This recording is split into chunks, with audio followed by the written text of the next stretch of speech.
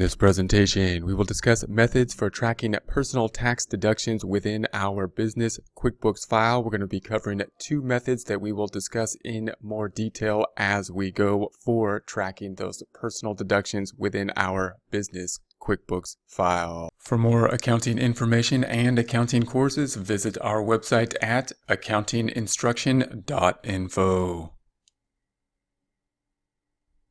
First, we want to discuss the conventional wisdom when it comes to our personal records and our business records. And that conventional wisdom, which is good, is that the personal records should be kept completely separate from the business records. And the way we typically advise to do that is to have completely separate bank accounts, this being the bank, for the personal side and the business side, and don't have the two intermingle as much as possible. And then we can track on the personal side all of our information into QuickBooks, and on the business side have a whole different QuickBooks account where we track just the business items. Now this is great because it separates as much as possible business information from personal information, and as a general rule, that's the best thing to do so that we can better organize our lives from the business side and the personal side. However, business owners often have a problem with this method in that what they're trying to do with the business, especially sole proprietors, small business owners, is often to be in compliance and being able to put together information that they need to be in compliance with things like tax regulations at the end of the year. So they tend to have this component, the business-related components, done well and tracking them well enough at least to be able to comply and fill out the documentation and do the taxes at the end of the year. But on the personal side, this is going to take a whole other realm of things that are going to be included in personal. Some of them are still going to be things that we need to track more closely for things such as tax preparation, and other of them we don't need to track as closely, and they're all grouped together in this one group. Most people don't have a QuickBooks file as well for the personal side, so therefore they're not tracking and grouping and categorizing everything they're spending in the same type of way. They don't have the double entry accounting system to help with those items as is being done and forced to do if we're entering our data into the QuickBooks system on the business side of things. So there's a few things on the personal side that we may want to track more in-depthly, more closely as we do with the business side of things, and we may want to use QuickBooks to do so. If we're not entering all of our personal data into a QuickBooks file, then it may be possible to pick out some of those important things that we want to track more closely, that we need to comply with regulations on, and add them in some way to our business file without messing up the ability to print a profit and loss and track the business information that we need to in order to assess how well we're doing within the business and be able to comply with business regulations such as business taxes. So then the picture would look something like this. On the personal side, we are dependent basically on the bank statement and our personal records, meaning most people don't have a QuickBooks file for their personal information. If you do, I recommend trying to set one up. It would be beneficial to do that oftentimes, but oftentimes on the personal side, business owners don't have the QuickBooks information set up, and therefore are reliant on more traditional methods, such as just tracking the bank statement on the personal side and making sure that they have an understanding and reconciliation of their bank account, as opposed to on the business side, where we are entering the data into QuickBooks, where we are reconciling the bank account, and therefore use the QuickBooks file to do the business information, track that information, get what we need from it, and we're going to add the specific personal items, typically tax-related items that we would then need to track more closely, so that at the end of the year,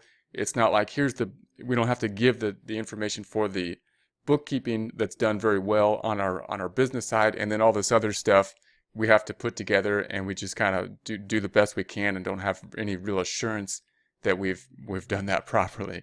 So how can we get a system to do that? Well, we can be more efficient by trying to add some of these items that we know we need to track into QuickBooks. That's going to be our idea here. That's going to be the goal. We're going to discuss methods now, of course, for doing that. A couple things that we might want to track, just from a tax standpoint, we might have to track personal related things that are still deductible. And these are typically things not on, we would say, a Schedule C or business related expenses but are still possibly deductible. And these would just be things that we know about, because when we do our taxes at the end of the year, we know we've had to gather this information up, and it takes time to do that. And we might want to put that in a system in place so we have more surety about these items. Things like charitable deductions are things that we know we have to gather up that a lot of times aren't part of the business type deduction but are outside. Childcare deductions are often something, if we have daycare or things like that, possibly something that we need to track, and we might want to put a system so we don't have to dig that up at the end of the year and try to figure out what that might be. Like a retirement plan is another area that might be. Prescription drugs, any kind of prescription drugs could be, depending on our circumstances, something that we would want to track, as well as medical insurance costs. Again, some of these, this isn't tax planning here, some of this stuff may be included in the business, may not, depending on our circumstances, what type of organization we are and whatnot. Our goal here isn't to go into tax planning and say what should be included in the business or not. Our goal here is to determine that once we know things that we need to gather that are not in the business expense, how can we then put a system together to track them more easily, be more prepared at the end of the year, and just be able to fly through this stuff at the end of the year and comply both on the business information necessary and on any kind of personal things that we have to put together. How can we do that more efficiently using QuickBooks? So if you go through, like, this is the Schedule A of the tax return. These are the types of things that people may need to track that aren't on the Schedule C, the business-related items. That would be for a sole proprietor. If there's a different type of entity, they would report the business in some other form, but same kind of idea. So medical and dental, this doesn't apply to everyone. Again, this just some ideas of types of things that may be necessary for ourselves or for clients that they may need to track or have some use for tracking outside of just the normal business expenses. So medical and dental, taxes, oftentimes property taxes, but maybe DMV taxes, any other type of state taxes would be deductible oftentimes to the federal return and therefore worth tracking. Interest, we're usually talking about mortgage interest, also other types of interest, but usually mortgage. We don't need to track that typically because you're going to get a statement from the bank. So that's one that we probably don't need because we're going to get documentation for it anyways.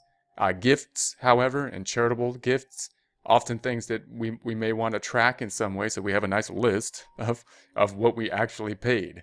And then theft doesn't really apply here, but we could track that if we had some theft.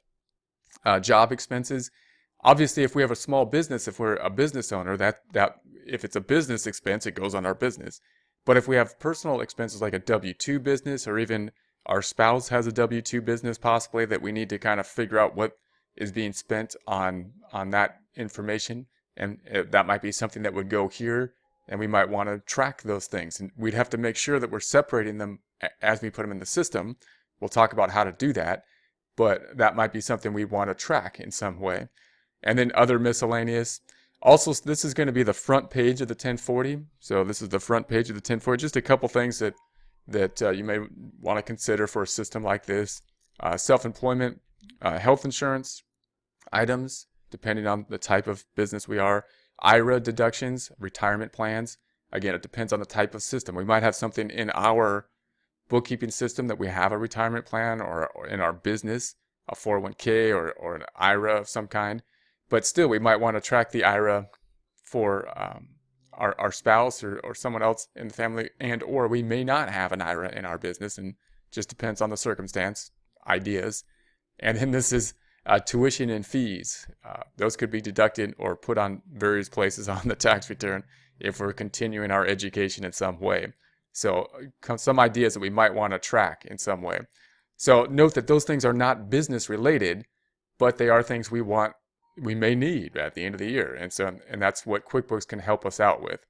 Two methods to do that we're going to look into. One's I'm going to call an equity draws method, and the other is going to utilize what QuickBooks provides in terms of classes.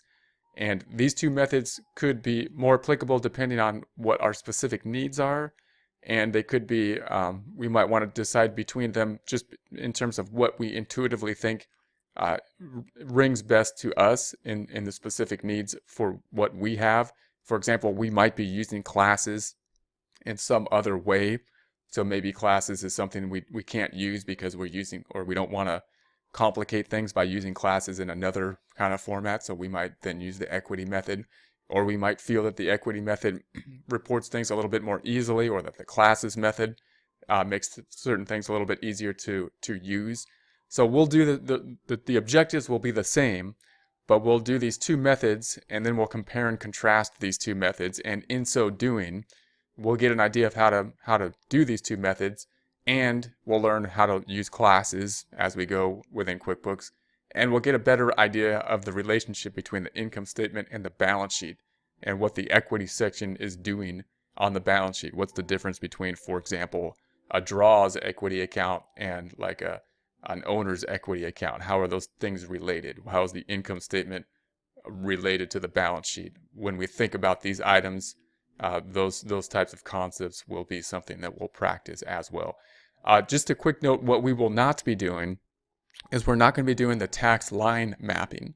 You might think that if we're doing that, their QuickBooks should have a nice easy thing where, and they do have an item to assign each line to a tax item, but it's not something that we can totally use here. We can try to use components of it, but the main purpose of that is to have the business information that we can then flow into a specific tax software, and therefore be able to just kind of link up our QuickBooks to the tax software, and therefore reduce the data entry.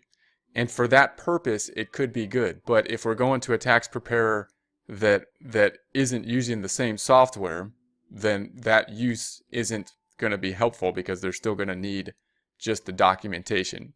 And in terms of just grouping the documents, you can run a report using this method, but it's really still mainly business focus related, meaning they don't set it up designed to put in things that are like individual tax deductions, like Schedule A type tax deductions in there.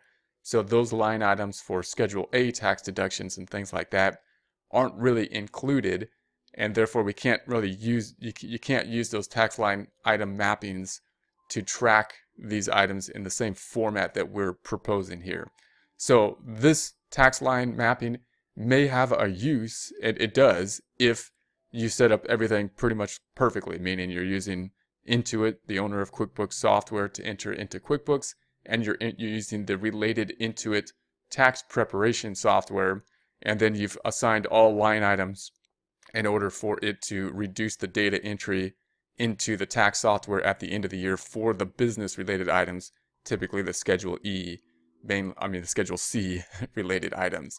And it could help for that, but for most people, it's probably focusing in on these tax line items. For most small business owners, it's probably more complicated than it's worth, because you got to have some idea of schedules, Schedule E and Schedule C's, and you need to have some more idea of line items than is typically needed, and you might be doing work that's not going to help you, because if you go to a tax professional, they just may not use that function at all. So unless you're going to print that report to give the tax professional, may not be useful, and a standard profit and loss report is probably something that the tax professionals, most of them, are more familiar with than a report that would be printed out by tax line item. So we won't be using that. We'll be going, and that's why we'll be going to these other uses, the methods using the equity accounts and using classes. For more accounting information and accounting courses, visit our website at accountinginstruction.info.